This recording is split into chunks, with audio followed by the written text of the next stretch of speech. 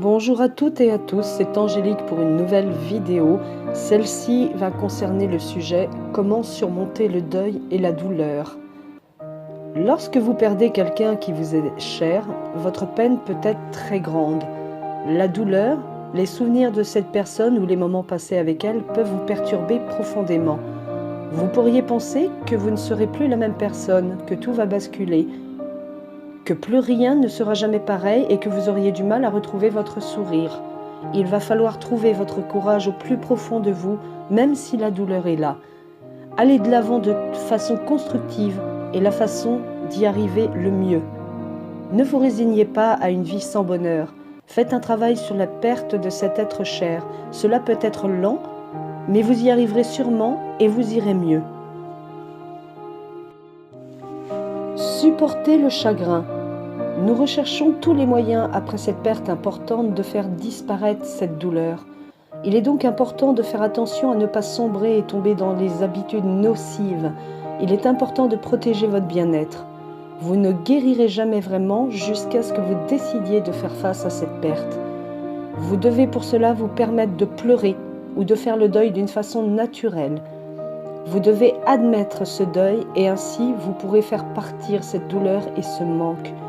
Il est nécessaire de vous protéger et de vous accorder donc un certain temps pour vous laisser être triste, de ressentir votre peine, votre chagrin.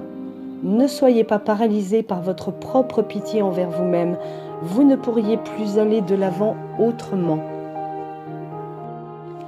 Laissez sortir votre douleur. Ne vous retenez pas de pleurer. C'est ainsi que nous arrivons à évacuer le stress, le mal, les angoisses qui nous entourent. Pleurer est quelque chose de nécessaire pour être en bonne santé en temps normal. Réprimer vos larmes pourrait engendrer d'autres symptômes beaucoup plus importants. Pleurer est un acte libérateur. Pleurer nous permet d'équilibrer notre état d'esprit, une façon de s'exprimer et de sortir tout ce qui nous fait du mal. Vous pourriez aussi trouver à faire une activité. À vous de voir celle qui vous conviendrait le mieux dans vos habitudes, vos envies. Vous pourriez faire du sport par exemple, cela vous permettrait de vous détendre et de vous occuper l'esprit. Vous pouvez aller courir pendant plusieurs jours ou vous rendre dans une salle de sport. Vous pourriez aussi, et cela est important, crier très fort lorsque vous allez vous promener dans un lieu où bien sûr vous seriez seul. Toutes ces choses permettent à beaucoup de pouvoir éloigner cette douleur. Pour ma part, il y a quelques années, après le décès de mon cher père, j'étais toujours inconsolable. J'ai fait par la suite la rencontre d'un ami peintre qui s'appelait Morvan. Il m'a donné goût à la peinture et c'est à ce moment-là que j'ai décidé de prendre des photos de mon père et d'en faire le portrait sur une toile. J'en ai fait plusieurs d'ailleurs. Eh bien, tout cela m'a permis, en peu de temps, d'exorciser ce mal qui me rongeait depuis longtemps. Parlez-en autour de vous. Pendant cette période, il est bon d'avoir des personnes qui vous soutiennent et prennent soin de vous. Vous avez des amis, de la famille, mais sinon vous pourriez vous tourner vers un conseiller, un thérapeute. Il est bon d'avoir une oreille attentive et parler peut vous faire énormément de bien. Partageant ainsi votre douleur, vous vous permettez de l'évacuer au mieux. Pensez que autour de vous, beaucoup de personnes malheureusement ont déjà vécu la perte d'un être cher et par conséquent peuvent vous aider en vous conseillant par le fait de leur propre expérience sur le sujet. Et c'est un véritable soutien. Ne restez pas seul.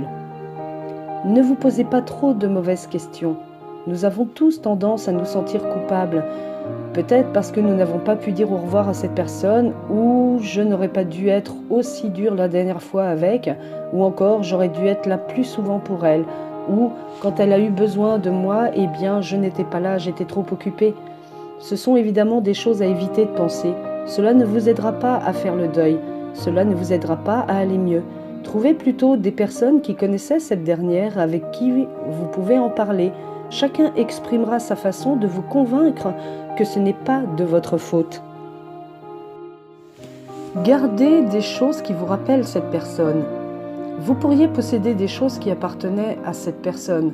Vous devriez les garder peut-être dans une boîte, un endroit où vous pourriez de temps en temps les ressortir. Mais cela doit se faire lorsque vous aurez passé le cap de la douleur et de la perte. Avant cela, si vous passez votre temps à regarder ces objets ou même voir des photos, votre douleur grandira plutôt que de s'estomper. N'hésitez pas à consulter.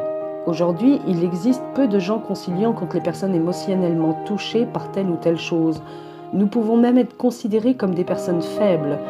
Ici, ce n'est pas le cas. Vous pourrez faire face plus aisément en consultant un conseiller ou un thérapeute. Cela sera votre force, croyez-moi. Ceci peut juste vous prouver à vous-même que vous pouvez surmonter cela en demandant de l'aide.